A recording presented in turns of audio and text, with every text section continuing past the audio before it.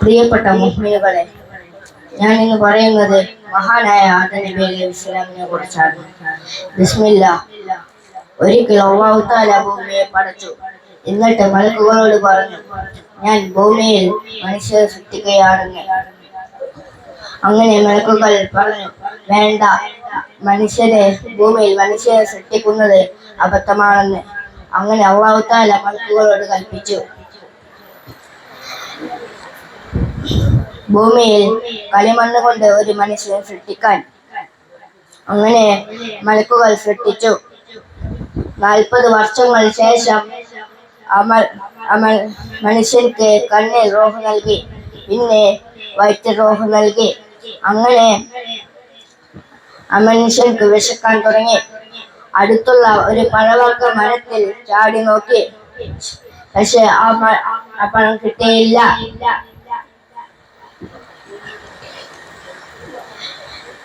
പിന്നെ അല്ലാഹു തആല കാലിൽ റൂഹ് നൽകി. അങ്ങനെ വീണ്ടും ചാടി നോക്കി, അപ്പോൾ ആ പഴം ലഭിച്ചു. അങ്ങനെ അല്ലാഹു തആല ആ മനുഷ്യനെ ആദം എന്ന് വിളിച്ചു. പിന്നെ അല്ലാഹു തആല ആദം നബി അലൈഹിസ്സലാമിനെ സ്വർഗ്ഗത്തിലെത്തി.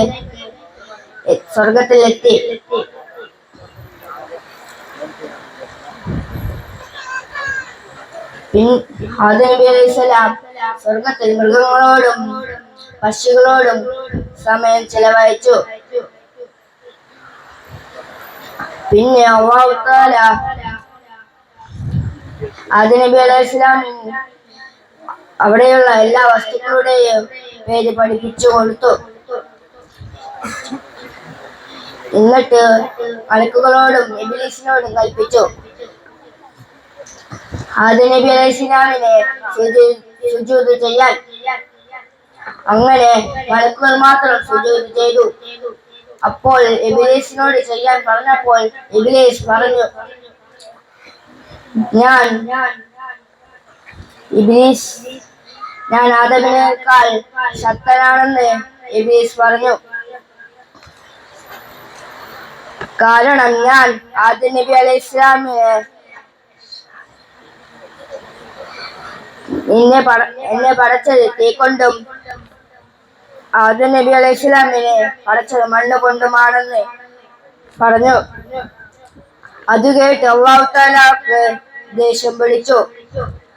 ഇബ്ലീസിനെ സ്വർഗ്ഗത്തിൽ നിന്ന് പുറത്താക്കി. അന്നു മുതൽ ഇബ്ലീസിനെ ആദം നബി അലൈഹിസ്സലാമിനോട് ദേഷ്യം വന്നു. അങ്ങനെ കുറെ നാളുകൾ കഴിഞ്ഞ് ആദം നബി അലൈഹിസ്സലാം സ്വർഗ്ഗത്തിൽ തനിച്ചാണെന്ന് തോന്നി.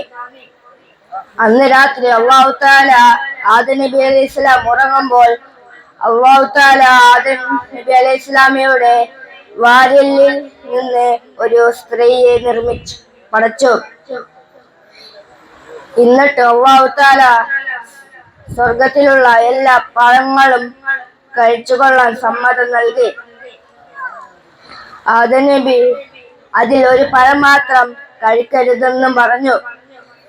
ഇത് കേട്ട ഇബ്ലീസ് ആ പഴം കഴിക്കാൻ നിരന്തരം പറഞ്ഞു. ഇത്രയും പറഞ്ഞുകൊണ്ട് ഞാൻ കഥ നിർത്തുന്നു. അസ്സലാമു അലൈക്കും.